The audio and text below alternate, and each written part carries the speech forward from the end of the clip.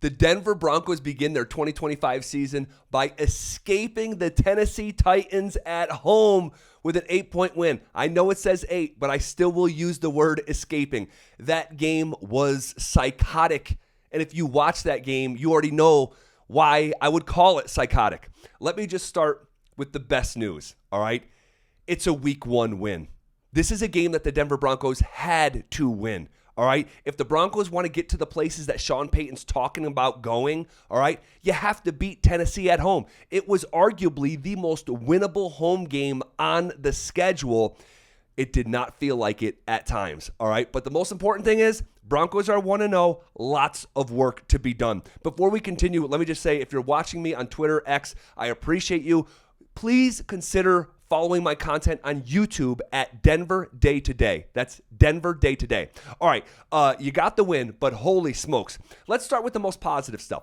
The defensive side of the ball, right? That's been the case for largely the last decade. The defense outperforming the offense. That was again, all right, the case on Sunday afternoon at Mile High. Defense played lights out. A little bit of a shaky start. First half, there was some moments, but largely, I mean, they got after Tennessee and really settled into that second half, all right? 6 different players ending up getting Cam Ward on the ground. 6 sacks. Again, this was a team a year ago. 63 sacks, led the entire NFL. And the largest gap between any of the 32 slottings was Denver to Baltimore, number 1 to number 2. And they pick up on the same foot they left off with in 2024. 6 different sacks, 6 different players. It was Sternad. I thought Justin Sternad played great today. How about Nick Bonito? Goodness gracious, smelling like money, getting after the quarterback, tackles for loss in the backfield, hitting the quarterback. You love to see it.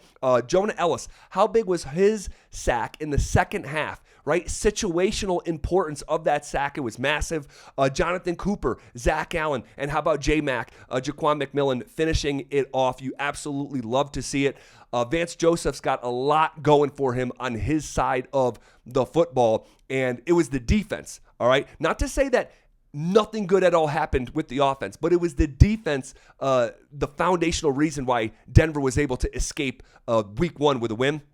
Because the offense, guys, and we would tell you throughout the summer, coming from training camp, hey man, offense looks kind of disjointed. Man, you saw what we were seeing earlier in the summer. Again, not to say it was all bad, but it was disjointed. It was out of sync.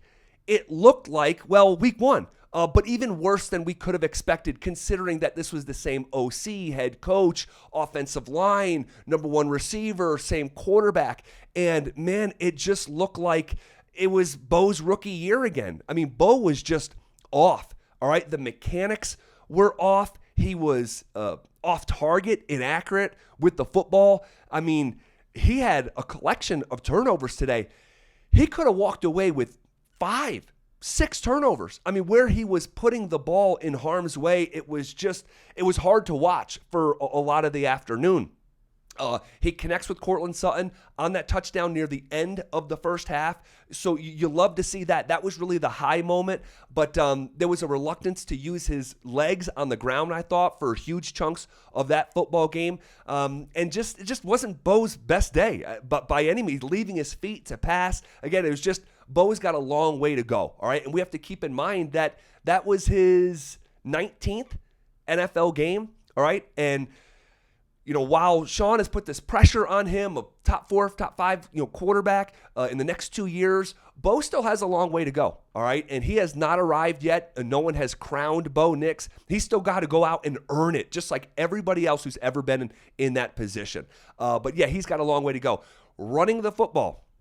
All right, this was sort of a mixed bag, okay?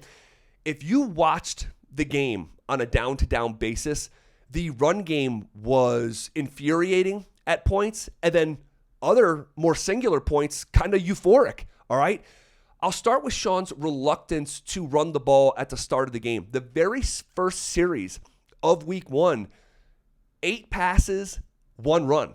That was the setup from a year ago where Sean just, had to write himself reminders or just flat out refused to run the football. Bo Nix ends his rookie season with the 6th most passing attempts in the league. And you bring in Dobbins and you draft Harvey with a premium pick. And I just assumed that this was going to be a significantly more balanced offense. That's not really what we saw for huge chunks of the football game. Now, give credit where it's due.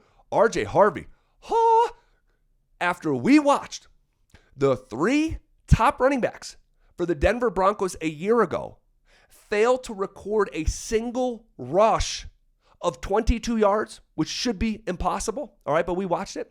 RJ Harvey gets that box checked in his first NFL game. I mean, how awesome was that to see an explosive run in the run game and just take away half of the football field with one run. It was just so cool to see. And then Dobbins, on the other hand, on that 19-yard touchdown run, getting through the draft, stiff arming the defender, high stepping in the end zone. You just love to see it. So each of the top 2 running backs for the Broncos, all right, have moments to hang their hats on. But if you take away 1 or 2 runs and give Dobbins just before we keep going, what a fantastic 11-yard run that was worth writing home about in the second half in the fourth quarter where the Broncos are all the way backed up to give them a little breathing room and confidence. So both guys did some good stuff, but if you take 1 or 2 top moments out, the rest of the substance in the ground game on a down-by-down, series-by-series basis leaves a lot to be desired. And I didn't think in totality the Broncos' offensive line was good enough. All right. And you saw some of the cracks in the preseason and you maybe say, oh, well, it's just preseason. And you lean back on analytics and run block win rate and pass block win rate from a year ago from Football Power Index, from ESPN or Pro Football Focus. But just letting your eyes tell the story, I mean, they left a lot to be desired. So a long way to go up front. Still quite a bit to go offensively. All right. Defensively, all good. But arguably the biggest step up week over week that needs to happen is Sean Payton. I did not think Sean Payton had a good day. Now, he won some challenges, and again, not everything was bad over the course of a 3.5-hour football game, but some of the play calling, the psychotic in and out personnel groupings, and he needed to simplify things. It is week 1, all right? And I just think that he gets a little bit carried away. 1, trying to pass too much, and then 2, just some of the play designs are just not it, all right? And getting the play off in time, was a chore at times. And that's why the home crowd was booing the Broncos offense. And then his decision-making at the end of the game to throw the ball on 4th down with about a minute left, it just doesn't make sense. I don't think it makes any football sense. I don't care to hear an explanation to make it make sense. It doesn't make sense. It was foolish. And he's got to be better. Sean Payton has got to be better for the Denver Broncos. Again, we'll finish where we started. It's week 1. The Broncos won. That is the single most important takeaway. But beyond that, outside of the defense, man, this operation, it's got a ways to grow. Luckily, they have the runway to make that happen. And again, I appreciate you being here. All right. If you are watching on Twitter, thank you. Twitter, X, follow me at Buysline.